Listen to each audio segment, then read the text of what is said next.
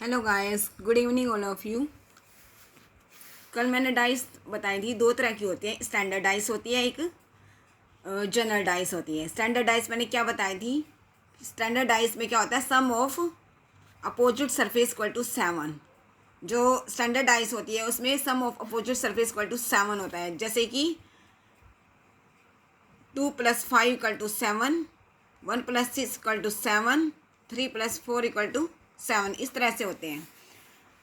और जो general dice थी उसमें बताया था मैंने, sum of adjacent surface equal to 7। ठीक है, जैसे ये कोई डाइस है, ये 4, ये 3, यहाँ 1 है। ये एडजेसेंट सरफेस ये 7। ये कैसी डाइस होगी? इसमें 4 + 3 जो है, ये 7 आ रहा है। ये कैसी डाइस होगी? General dice. ठीक है, अब अभी क्वेश्चन लेके आई हूँ। इसमें दो फिगर दे रखी है, फिगर 1, फिगर 2। इसमें हमें बताना है व्हाट इज अपोजिट टू 6, कि 6 के अपोजिट में क्या आएगा। वी नो डैट, हम जानते हैं स्टैंडर्ड डिवाइस में sum of opposite surface equal to 7। इसमें देखो कोई कॉमन भी नहीं है।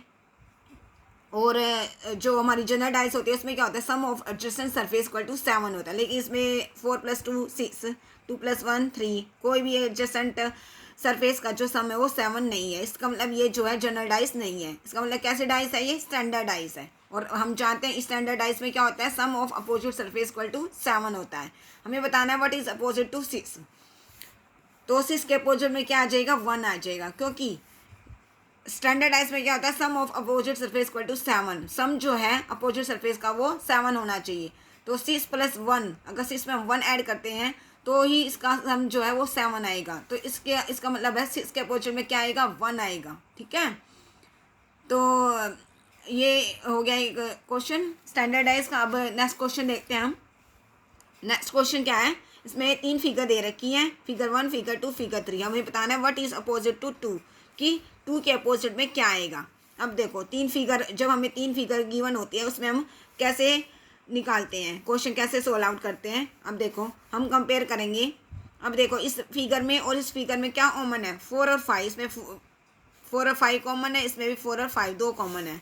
उन comparing figure second and figure third, 4 और 5 आर कॉमन। 4 और 5 जो है दोनों कॉमन है। और जब दो कॉमन होते हैं हमारा जो तीसरा नंबर बच जाता है वो क्या होता है? एक दूसरे अपोजिट है। जैसे इसमें 6 बच गया, इसमें 3 बच गया, तो 3 और 6 जो होते हैं वो आपस में अपोजिट होते हैं। सो 3 इज अपोजिट टू 6।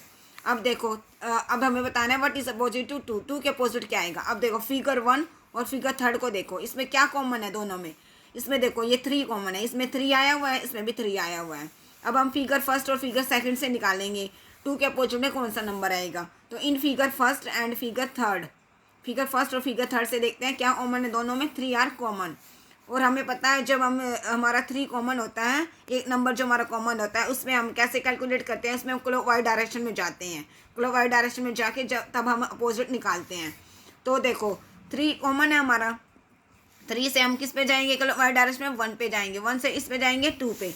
तो 3 से किस पे गए? 1 पे, और 1 से 2 पे गए। इस तरह से इस फिगर में देखो थर्ड में, इसमें क्लॉकवाइज डायरेक्शन में 3 से इस पे जाएंगे 5 पे, 5 से इस पे जाएंगे 4 पे।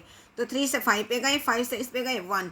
और ये मैंने बताया था कि इसमें जो होता है, इसमें ये नंबर जो आपस में अपोजिट होते हैं। 2 अपोजिट किसके होगा? 4 के। 1 अपोजिट 5 के होगा। और 3 जो अपोजिट होता है वो मिसिंग नंबर के अपोजिट होता है। मिसिंग नंबर क्या है? यहाँ पर 6 है। इसमें देखो 1 है, 2 है, 4 है, 5 है, 3 है, लेकिन 6 नहीं है। तो मिसिंग नंबर क्या आ गया? 6। ये हम इस फिगर सेकंड और फिगर थर्ड से भी हमने ये फाइंड आउट किया था कि 3 जो है अपोजिट आएगा 6 के। इसी तरह से देखो क्या आया? 3 अपोजिट आया 6 के, 1 अपोजिट किसके आया? 5 के, और 2 अपोजिट किसके आया? 4 के। हमें बताना था व्हाट इज अपोजिट टू 2। 2 के अपोजिट में क्या आएगा? तो आंसर रहेगा हमारा 4 इज अपोजिट टू 2। तो इस तरह से ये क्वेश्चन हम निकालते हैं। अगर आपको ये वीडियो समझ में आई हो तो please like my video. Thank you so much.